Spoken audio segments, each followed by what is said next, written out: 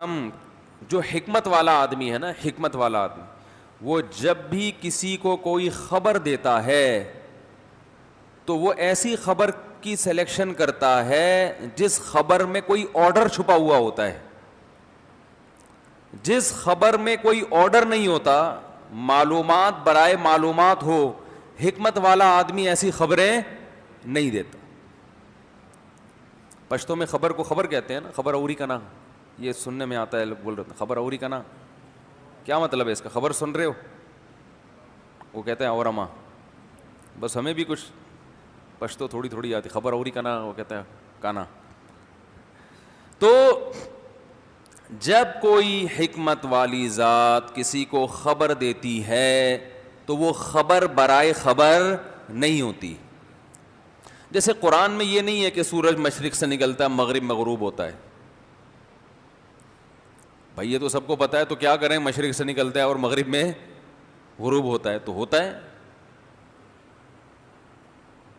لیکن قرآن میں اگر کوئی خبر دی جائے گی، میں اس کو پہلے مثال سے سمجھاتا ہوں کہ حکمت والا آدمی جب کوئی خبر دیتا ہے تو خبر میں کوئی آرڈر چھپا ہوا ہوتا ہے. مثال کے طور پر آپ کی بیگم نے آپ کو کہا کہ بکرے کا گوشت لے آئیں 5 کلو. بیگم کچھ بھی کسی بھی ٹائم پہ کہہ سکتی ہے کیونکہ گورنمنٹ کی طرف سے اسے کچھ کہنے پر کوئی پابندی، بولو بھائی، نہیں، کچھ بھی کہہ سکتی ہے. آج بکرے کا گوشت کتنا لے آئیں؟ ایک متوسط درجے کی آمدن والے کو اس نے کہہ دیا کہ بکرے کا گوشت 5 کلو بغیر ہڈی کے لے آئیں. ایک تو بکرے میں ویسے ہی ہڈی زیادہ، گوشت کم ہوتا ہے، اوپر سے وہ بھی جب بغیر ہڈی کا، تو پھر اس کا مطلب کہ بکرا ہی، یعنی بکرے میں سے ہڈی نکل گئی تو رہا کیا. تو آپ جواب میں بیگم کو ایک خبر دیتے ہیں. خبر یہ دیتے ہیں کہ بکرا بہت مہنگا ہو گیا ہے. ایک نیوز ہے نا، بکرا بہت مہنگا ہو گیا ہے. مطلب آپ کا بکرے کی مہنگائی کی اطلاع دینا نہیں ہے، وہ تو اخبار میں بھی پڑھ سکتی ہے، نیٹ پہ بھی دیکھے جا سکتے ہیں کہ بکرے کے ریٹ آج کل کیا چل رہے ہیں. اس خبر کے پیچھے ایک آرڈر چھپا ہوا ہے کہ مہنگا ہو گیا ہے، لہذا یہ گوشت، بولو نا بھائی کیا ہو گیا یار، یہ نہ منگواؤ، بچیا منگوا لو، مرغی منگوا لو. تو یہ خبر برائے خبر نہیں ہے، اس خبر میں ایک آرڈر چھپا ہوا ہے، لہذا یہ مفید خبر ہے، یہ صرف جنرل نالج کے لیے نہیں ہے. تو اس خبر کو ہم فضول خبر نہیں کہہ سکتے، بلکہ یہ وہ خبر ہے جس سے عمل کا تعلق ہے. بہت سے لوگ بہت کچھ معلوم حاصل کرنے کی کوشش کرتے ہیں نا. ابھی کچھ دن پہلے میرے پاس ایک سوال آیا ہوا تھا، موسیٰ علیہ السلام کی والدہ کا نام کیا ہے؟ اب میں اگر خبر دیتا کہ فلاں نام ہے، اس کا کوئی فائدہ ہے؟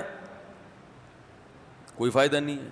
تو بھئی کیا جو بھی نام تھا، بس قرآن نے کہا موسیٰ، موسیٰ کی ماں. تو وہ خبر جس کے پیچھے آرڈر چھپا ہوا ہوتا ہے وہ حکمت والی خبر کہلاتی ہے. قرآن، اب وہ الگ بات ہے جب آپ بیگم کو یہ بتائیں گے کہ بکرے کا گوشت مہنگا ہو گیا ہے اور اس کے اندر آرڈر چھپا ہوا ہو کہ میرا مقصد ہے کہ بکرے کا گوشت نہ منگواؤ، تو بیگم صاحبہ بعض دفعہ گھنی بن جاتی ہیں اور وہ خبر کو ایسے ہی ڈیل کرتی ہیں جیسے آپ خبر ہی دے رہے ہیں. تو وہ فوراً بتائیں گی کہ میری نالج میں اضافہ کرنے کی ضرورت نہیں ہے، مجھے پتہ ہے کہ بکرے کا گوشت ہمیشہ سے مہنگا ہی رہا. تو یہ ہوتا ہے، وہ بیگم یہ سمجھ جائے، اصل میں سمجھ رہی ہوتی ہے کہ میاں کا مقصد کیا ہے، لیکن وہ بات کو کیا کر دیتی ہیں؟ پلٹ دیتی ہیں کہ بلا وجہ مجھے یہ نالج دینے کی ضرورت کیا ہے. جیسے ایک آدمی نے کسی ہٹے کٹے فقیر کو دیکھا، فقیر نے اس آدمی سے کچھ پیسے مانگے، تو آدمی نے کہا کہ بھائی اتنے ہٹے کٹے ہو کے بھیک مانگتے ہو، شرم نہیں آتی؟ تو اس نے کہا میں نے پیسے مانگے ہیں، مشورہ نہیں مانگا. تو اصل میں وہ جو اس نے مشورہ دیا تھا نا، وہ مشورے کے اندر ایک آرڈر چھپا ہوا تھا کہ میں تمہیں بھیک نہیں دے رہا چاہ رہا. لیکن وہ فقیر ڈیڑھ ہوشیار تھا، اس نے بات کو کیا کر دیا؟ گھما دیا. تو اس طرح بعض لوگ بات کو گھماتے ہیں. پروفیسر غامدی صاحب آج کل بہت آ رہے ہیں مارکیٹ میں. ان سے کسی نے سوال کیا کہ آپ انکار کرتے ہیں رجم کا. میرا پچھلا بیان اس پہ ہوا تھا نا کہ زانی کی سزا اسلام میں کیا ہے. جو شادی شدہ مرد اگر زنا کرے تو اسلام میں سزا یہ ہے کہ پتھروں سے مار کے اس کو ہلاک کیا جائے. غامدی صاحب نے اس کا انکار کیا اس سزا کا کہ یہ نہیں ہے اسلام میں. تو ایک خاتون نے ان سے سوال کیا کہ چاروں امام جو اتنے بڑے بڑے مجتہد تھے, اسی طرح بڑے بڑے محدثین, سب اسی کے قائل ہیں کہ شادی شدہ مرد اگر زنا کرتا ہے تو اسے پتھروں سے مار کے ہلاک کیا جائے گا. تو کیا ان لوگوں کو قرآن و حدیث سمجھ میں نہیں آیا؟ بات آ رہی ہے سمجھ میں؟ تو پروفیسر صاحب نے جواب یہ دیا کہ یہ سب ہمارے لیے قابل احترام تھے, لیکن ہمیں قرآن نے قرآن کو فالو کرنے کا حکم دیا ہے, کسی مجتہد محدث کو فالو کرنے کا حکم نہیں دیا. بات الفاظ ہو سکتے ہیں میری ورڈنگ اپنی ہو, مفہوم اس کا یہی تھا. بات آ رہی ہے سمجھ میں؟ کہ ہم یہ سب ہمارے لیے قابل احترام ہیں مگر غلطی سے پاک کوئی بھی نہیں ہے. تو ایک طرف ہمارے سامنے قرآن و سنت ہوگا, دوسری طرف ہمارے سامنے یہ بڑے بڑے ائمہ ہوں گے, تو ہم فالو قرآن و سنت کو کریں گے, ان اماموں کو نہیں کریں گے. یہ بالکل ایسے ہے جیسے آپ کی بیگم نے کہا کہ بکرے کا گوشت 5 کلو چاہیے, آپ نے کہا بیگم مہنگا ہو گیا ہے. بیگم نے کہا کہ میں نے یہ نہیں پوچھا کہ بکرے کا گوشت مہنگا ہے یا سستا, یہ سوال میں نے کیا ہی نہیں. اور آپ ہکا بکا ہو جاتے ہیں بیگم کا یہ جواب سن کے, حالانکہ آپ نے جو آرڈر دیا ہے وہ اس خبر میں آرڈر چھپا ہوا ہے. بیگم اس آرڈر کو کیا کر رہی ہے؟ وہ پی گئی, بات گھما دی اس نے. تو وہ تو بیگم ہے, چلتا ہے. اگر وہ باتیں نہ گھمائیں تو پھر مکھنچو ٹائپ کے مرد بھی تو ہوتے ہیں نا, وہ تو کوئی حقوق ہی پورا نہ کریں, اس کا تو پھر بھی ٹھیک, اس پہ سوٹ کرتی ہے یہ چیز, مگر غامدی صاحب پہ ایسی چیزیں سوٹ. بھائی بیگم اگر ٹوپی نہ کرائے میاں کو تو میاں بھی تو ٹوپیاں ہی کرا رہے ہوتے ہیں نا آج کل. وہ کون سے پورے صحیح چل رہے ہیں؟ اگر سیدھی سادی بیوی کسی کو مل جائے تو میاں حقوق ادا کرے گا؟ کہاں, کون ادا کرتا ہے؟ یہ تو سالوں کے ڈر سے تو حقوق ادا ہو رہے ہیں. اللہ کے ڈر سے کر رہا ہوتا تو پہلے نماز نہیں پڑھتا. او بھائی, اللہ کے ڈر سے اگر کوئی بیوی کے حقوق ادا کر رہا ہے تو اللہ کے ڈر میں تو سب سے پہلے کیا ہے؟ نماز ہے. تو اس کا مطلب ہے یہ جو بیوی کے حقوق ادا ہو رہے ہیں یہ اللہ کے ڈر سے نہیں ہو رہے, یا تو بیوی کے اپنے ڈر سے ہو رہے ہیں کہ وہ ناراض ہو جائے گی, یا اس کے بھائیوں کے ڈر سے ہو رہے ہیں. اس لیے میں بار بار کہتا ہوں, دیکھو بچے مت روکو. اس کا ایک بڑا نقصان یہ ہے کہ تم اپنی بیٹیوں کے لیے بھائی چھوڑ کے نہیں جاؤ گے دنیا سے. نسل روکنے کا نقصان یہ ہے کہ ایک آدھ بچہ یا ایک آدھ بیٹی جب وہ شادی ہو کے جائے گی نا جس خاندان میں, ان کو پتہ ہے اس کے پیچھے پوچھنے والا کوئی بھی نہیں. باپ تھا وہ تو مر گیا یا بوڑھا ہو گیا, وہ تو مر گیا, تو پیچھے بھائی ہونے چاہیے. چھوڑتے ہوئے 100 دفعہ سوچے کہ یار میں نے اس کو طلاق دی تو پیچھے 5-6 سالے کھڑے ہوئے ہیں. حقوق حق تلفی کرتے ہوئے 10 دفعہ سوچے, پیچھے کوئی ہے ہی نہیں, بھائی بہن ہے ہی نہیں. تو یہ سارا سیٹ اپ کیا ہو رہا ہے؟ برباد کر دیا ہمارا. تو ان سے یہ سوال پوچھا کہ آپ جو ہے زیادہ قرآن سمجھتے ہیں ان ائمہ کی نسبت؟ تو انہوں نے جواب یہ دیا کہ جب ایک طرف قرآن ہو اور ایک طرف یہ بڑے بڑے ائمہ ہوں تو ہم فالو کس کو کریں گے؟ قرآن کو. حالانکہ پوچھنے والی خاتون کا یہ سوال نہیں تھا, سوال گھمایا ہے. ارے وہ تو ساری دنیا مانتی ہے کہ ایک طرف قرآن اور ایک طرف چاروں امام, اور امام بخاری مسلم جیسے محدثین ہو تو ہم قرآن ہی کو فالو کریں گے. بلکہ پوری دنیا ایک طرف ہو, سارے مسلمان ایک طرف ہوں اور ایک طرف قرآن ہو, تو فالو کس کو کرنا ہے؟ قرآن کو. سوال یہ نہیں ہے, سوال یہ ہے کہ یہ عجیب سی بات ہے کہ پوری دنیا کی سمجھ میں قرآن کا وہ مفہوم نہیں آیا جو 15ویں صدی میں آپ کی سمجھ میں آ رہا ہے. اس اشکال کا جواب چاہیے کہ ایک غیر مسلم آج اسلام قبول کرتا ہے, وہ کہتا ہے یار تمہارے قرآن اور حدیث تو نہ ابو حنیفہ کی سمجھ میں آیا جس کو آدھی دنیا فالو کر رہی ہے, نہ امام شافعی کی سمجھ میں آیا جس کو 1/3 دنیا فالو کر رہی ہے، نہ امام مالک اور احمد بن حنبل کی سمجھ میں آیا جس کو باقی مسلمان جن کو فالو کر رہے ہیں.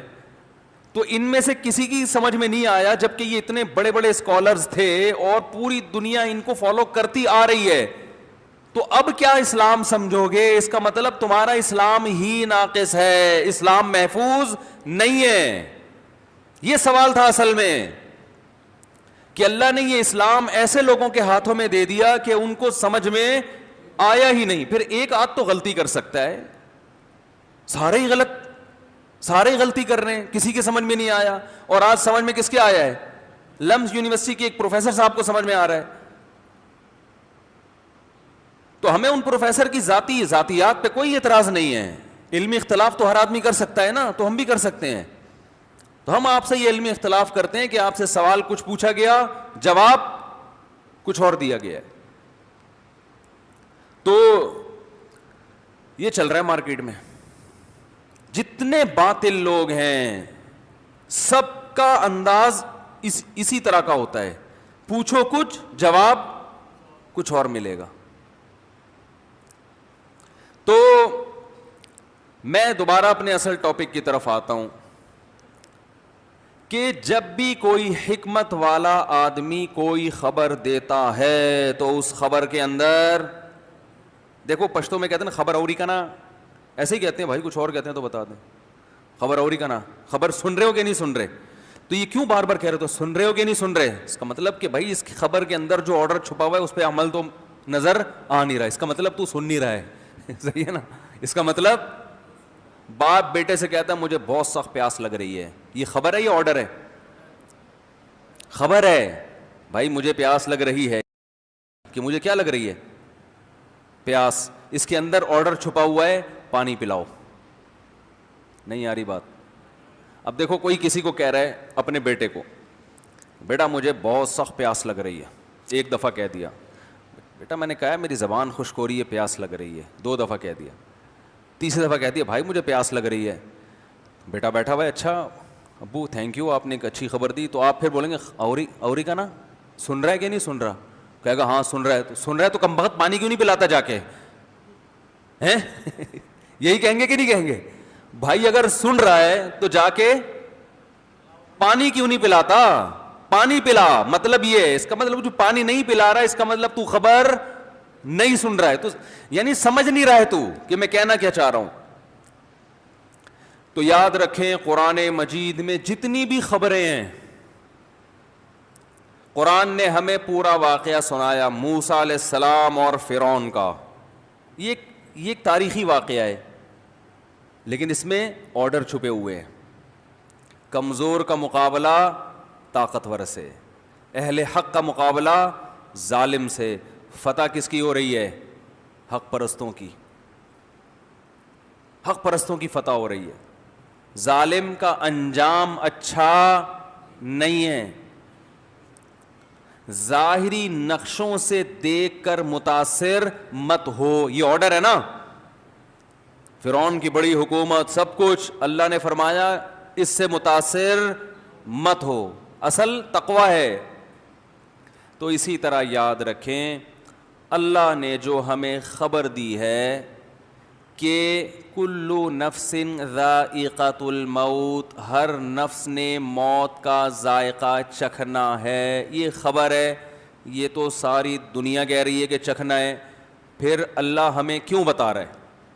جیسے آج جمعہ ہے، میں کہوں تو آپ بولیں بھائی ہمیں پتہ ہے. ہاں گھر میں ایک بچہ نہا دھو کے تیاری کر کے جمعے کی نماز پڑھنے نہیں جا رہا، اسے آپ کہتے ہیں بیٹا آج جمعہ ہے، حالانکہ اسے پتہ ہے جمعہ ہے. مطلب یہ کہ حرکتوں سے نہیں لگ رہا کہ تمہارا نماز پڑھنے کا ارادہ ہے. اسے آپ بار بار بتائیں گے آج کیا ہے؟ آج عید ہے. کہتے ہیں نا لوگ آج عید ہے، پریشان کیوں بیٹھا ہوا؟ بھائی آج کیا ہے؟ عید ہے، مطلب پریشانی ختم کرو. تو اللہ نے بتایا کل نفس ذائقۃ الموت، ہر نفس نے موت کا ذائقہ چکھنا ہے. یہ خبر ہے.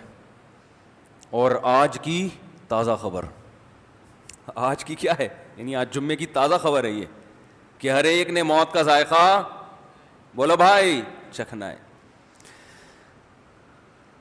تو یہ خبر اللہ نے اصل میں جو دی ہے نا، اس کے اندر بہت سے آرڈر چھپے ہوئے ہیں. ایک آرڈر نہیں ہے بلکہ بہت سارے آرڈر ہیں.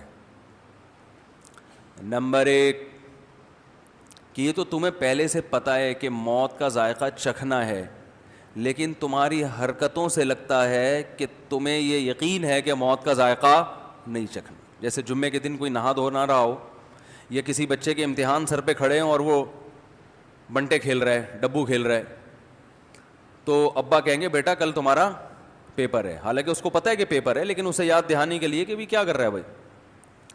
تو بچہ کہے گا ابو مجھے تو پتہ ہے کہ کل پیپر ہے، پہلے سے پتہ ہے.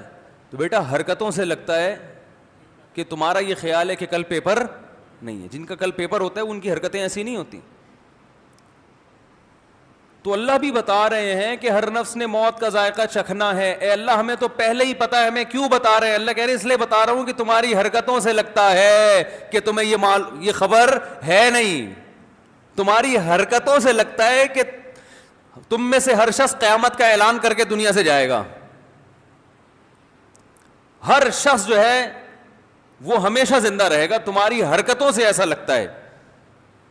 نہیں آ رہی بات؟ میرا خیال ہے. دوسری بات، حرکت سے نہیں، حرکتوں سے. جیسے وہ بچہ جو ہے نا جس کا کل پیپر ہے، ڈبو بھی کھیل رہا ہے، اور جب ڈبو کھیل کے آیا تو سو گیا. تو ایک حرکت سے لگ رہا ہے کہ کل پیپر نہیں ہے، یا حرکتوں سے؟ ایک حرکت ہوتی ہے نا تو ہم کہتے ہیں اس کھیل چھڑا دو. وہ تو ساری حرکتیں ایسی ہیں جس سے لگتا ہے کہ یہ اس کے ذہن میں ہے ہی نہیں کہ کل پیپر ہے. تو ہماری ایک حرکت نہیں ہے بھائی، بہت ساری حرکتوں سے پتہ چلتا ہے کہ ہمارا یہ کانسیپٹ ہے کہ مرنا نہیں. ایک حرکت یہ بھی ہے کہ موت کی بات اچھی نہیں لگتی. کسی محفل میں بیٹھو بولو ہم سب نے مرنا، کیا ہو گیا بھائی، کون مر رہا ہے یہاں، سب فٹ فاٹ ہیں، صحت مند ہیں، کیا ہو گیا ہے بھائی؟ یہ ہوتا ہے نا کہ موت کیوں بلا وجہ اچھے بھلے بیٹھے ہوئے تو آگے بلا وجہ قبر لگا کے رکھی ہوئی تو نے.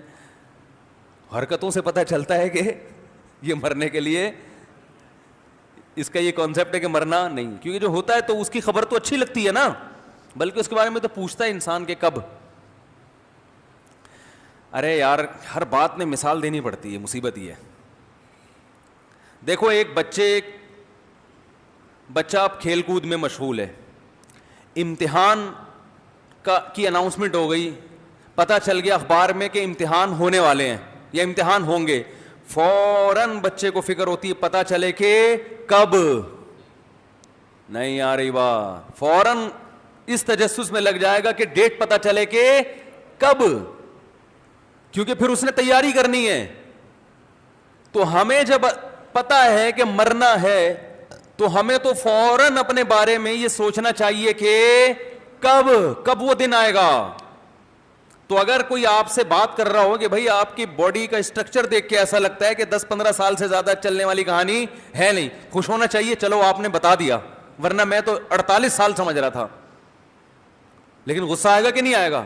وہ کیسی باتیں کر رہا ہے ابے، کیوں بلا وجہ بیٹھے ہیں؟ اچھی اچھی باتیں کرو. کیا کرونا لگا کے رکھی ہوئی کہ لوگ مجھے بھی یہی کہتے ہیں کہ یار ہر وقت کرونا لے کے بیٹھے ہوئے، کرونا سے ڈرا رہے ہو. کرونا سے تھوڑی ڈرا رہے ہیں، موت کی تیاری کے لیے آپ کو کہہ رہے ہیں کہ پہلے سے تیار.